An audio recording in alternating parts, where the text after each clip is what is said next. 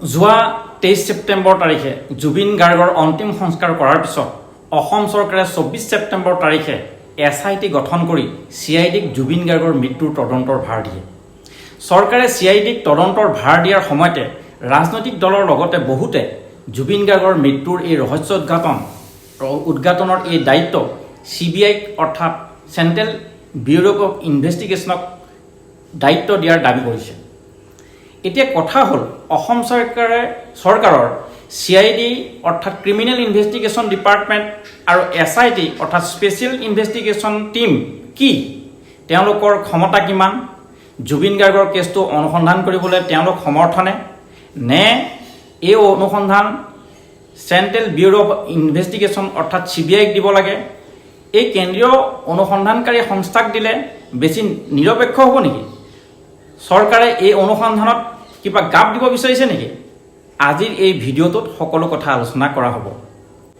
জুবিন গাৰ্গৰ মৃত্যুৰ লগে লগে অসমত প্ৰায় 55খন এজেহাৰ বিভিন্ন থানাত ৰুজু হ'ল। ফলশ্ৰুতিত অসম চৰকাৰে এই তদন্তৰ ভাৰ অসম চৰকাৰৰ ক্ৰিমিনেল ইনভেষ্টিগেশ্যন ডিপাৰ্টমেণ্টক অৰ্থাৎ CIDক দিলে। এই ক্ৰিমিনেল ইনভেষ্টিগেশ্যন ডিপাৰ্টমেণ্টৰ অধীনত SIT গঠন কৰা হ'ল 10জন উচ্চপদস্থ পুলিচ বিষয়াক লৈ। যদিও CIDৰ অধীনত 6টা উইংছ আছে, তাত SIT বুলি কোনো বিভাগ নাই। SIT গঠন কৰা হয় ষ্টেট গভৰ্ণমেণ্টৰ ইচ্ছাত কোনো উচ্চ পৰ্যায়ৰ তদন্ত কৰাৰ বাবে উচ্চ পৰ্যায়ৰ বিষয়াৰ অধীনত। সেয়েহে জুবিন গাৰ্গৰ মৃত্যুৰ অনুসন্ধানৰ বাবে যিখন SIT গঠন কৰা হ'ল, তাৰ মুৰব্বী হ'ল অসম চৰকাৰৰ additional director general MP Gupta. Assam চৰকাৰে গঠন কৰা SITয়ে অসম চৰকাৰৰ অধীনত কাম কৰিব। এই CID ভাৰতৰ সকলো ৰাজ্যতে আছে আৰু 2-1খন ৰাজ্যত বেলেগ বেলেগ নামেৰেও জনা যায়। CIDৰ শীৰ্ষ বিষয়াজন হ'ল ৰাজ্যখনৰ DGP অৰ্থাৎ আৰক্ষী সঞ্চালক প্ৰধান, যিজন ৰাজ্যখনৰ সৰ্বোচ্চ আৰক্ষী বিষয়া, যাৰ দায়িত্বত ৰাজ্যখনৰ আইন শৃংখলা ন্যস্ত হৈ থাকে। আনফালে CBI অৰ্থাৎ চেণ্ট্ৰেল ব্যুৰ অফ ইনভেষ্টিগেশ্যন হ'ল Delhi special police establishment act 1946ৰ আণ্ডাৰত গঠিত হোৱা এটা সংস্থা। কেন্দ্ৰীয় চৰকাৰৰ অধীনত হোৱাৰ বাবে CBI এটা গ্ল'বেল নেটৱৰ্ক আছে, যাৰ কাৰণে এই সংস্থাই পোনপটীয়াকৈ ইণ্টাৰপল, বিদেশী আৰক্ষী, দূতাবাসৰ সৈতে প্ৰমাণ, মৰণোত্তৰ পৰীক্ষা বা সমন্বয় কৰিব পাৰে, যিটো ৰাজ্যিক সংস্থা CID বা SITয়ে কৰিব নোৱাৰে। CBIৰ বিশ্বব্যাপী নেটৱৰ্কৰ কাৰণে দ্ৰুত আৰু পুংখানুপুংখ তদন্ত নিশ্চিত হয়। সদৌ অসম ছাত্ৰ সন্থাই অসম চৰকাৰক নৰ্থ ইষ্ট ফেষ্টিভেলৰ পৰিচালনা গাফিলতি বা ষড়যন্ত্ৰৰ বাবে তদন্ত দ্ৰুত হোৱাটো বিচাৰি দাবী কৰিছে। ইফালে আন এটা ছাত্ৰ সংগঠন AJYCPয়ে জিলাভিত্তিক সভা পাতি তদন্তৰ ভাৰ CBI ল'ব লাগে বুলি কয়, যাতে ন্যায্য আৰু নিৰপেক্ষ তদন্ত নিশ্চিত হয়। অসম সাহিত্য সভাৰ সভাপতি বসন্ত কুমাৰ গোস্বামীয়ে জুবিন গাৰ্গক ভাৰত চৰকাৰৰ সৰ্বোচ্চ নাগৰিক সন্মান বঁটা ভাৰত ৰত্ন দিবলৈ আহ্বান জনাইছে।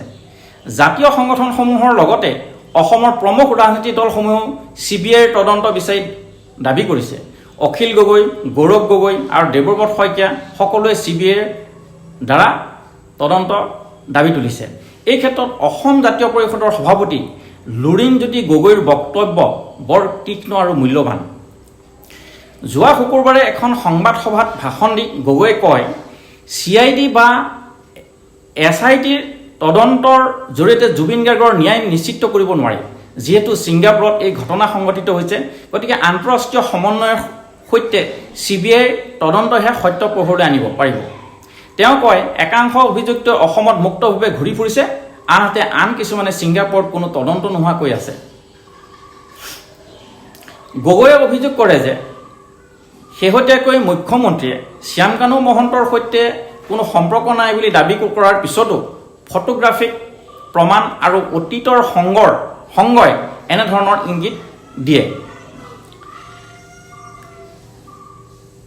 মহন্তৰ সৈতে শ্যামকানু মহন্তৰ সৈতে চাৰ্টাৰ বিমানত গ্ৰাম্য প্ৰকল্পৰ স্থানত একেলগে মুখ্যমন্ত্ৰীয়ে খোৱা বোৱা কৰা দৃশ্য, আনকি মুখ্যমন্ত্ৰীৰ পৰিয়ালৰ লগত উঠা শ্যামকানু মহন্তৰ ফটো আছে। যদি কোনো সংযোগ নাই, তেন্তে মহন্তই মুখ্যমন্ত্ৰীৰ সৈতে ইমান ঘনিষ্ঠভাৱে কেনেকৈ যাত্ৰা কৰিছিল? এইটোৱে প্ৰশ্ন উত্থাপন কৰে যে এনে সম্পৰ্কই তদন্তত বাধাৰ সৃষ্টি কৰিছে নেকি? গগৈয়ে অভিযোগ উত্থাপন এই বুলি কৰিছে। চৰকাৰী পুঁজি সন্দৰ্ভতো প্ৰশ্ন উত্থাপন কৰে এজিপি নেতাগৰাকীয়ে। যোৱা 5 বছৰে শ্যামকানু মহন্তই চৰকাৰৰ পৰা ধন লাভ কৰিছে, সেইবোৰ কোনে অনুমোদন দিলে?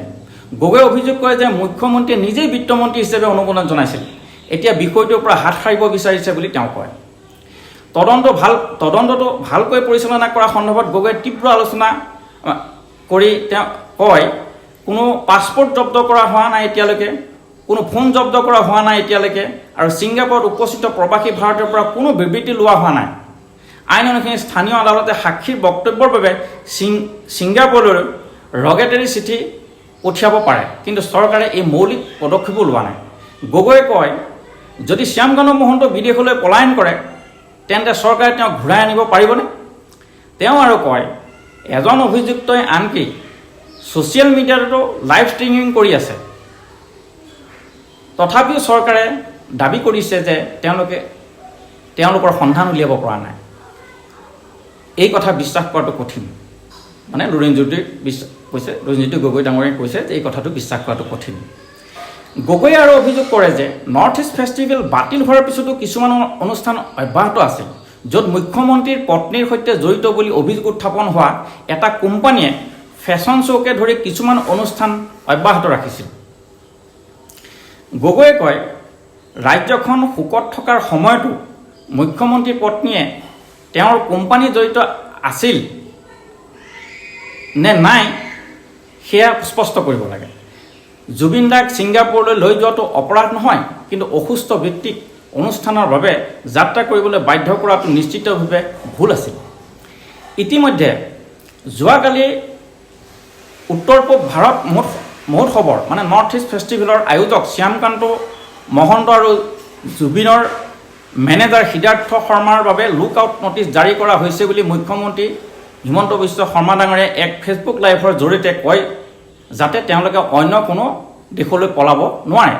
তেওঁ লগতে এইটোও কয় যে যিহেতু দুৰ্গা পূজা আহি আছে আমি এতিয়াই তেওঁলোক অহাটো নিবিচাৰোঁ, কিন্তু তাৰ পিছত ফেচবুকত বক্তব্য দি বা ছ'চিয়েল মিডিয়াত মুকলি চিঠি লিখি তেওঁলোকে সাৰি যাব নোৱাৰে। আচলতে তদন্ত ক্ষীপ্ৰ হ'ব লাগে, নহ'লে ইভিডেন্সবিলাক ধ্বংস হ'ব বা নোহোৱা হ'ব। মুখ্যমন্ত্ৰীয়ে এক প্ৰকাৰ আছামী পূজাৰ ছুটি দিয়াৰ দৰে বক্তব্য দিলে। বিশেষকৈ শ্যামকানু মহন্তৰ লগত মুখ্যমন্ত্ৰী যিবোৰ অন্তৰংগ ফটো ওলাইছে তাৰ বাবে তেখেতৰ যথেষ্ট ভাৱমূৰ্তি ম্লান হৈছে। অসমৰ ৰাইজৰ মনত তদন্তৰ নামত যি সন্দেহ হৈছে, চৰকাৰে আৰু পাৰদৰ্শিতা দেখুৱাব লাগিব। আশা কৰোঁ জুবিন দাৰ মৃত্যুৰ ৰহস্য সোনকালে উদ্ঘাটন হওক। শেষত আপোনালোকে কি ভাবে?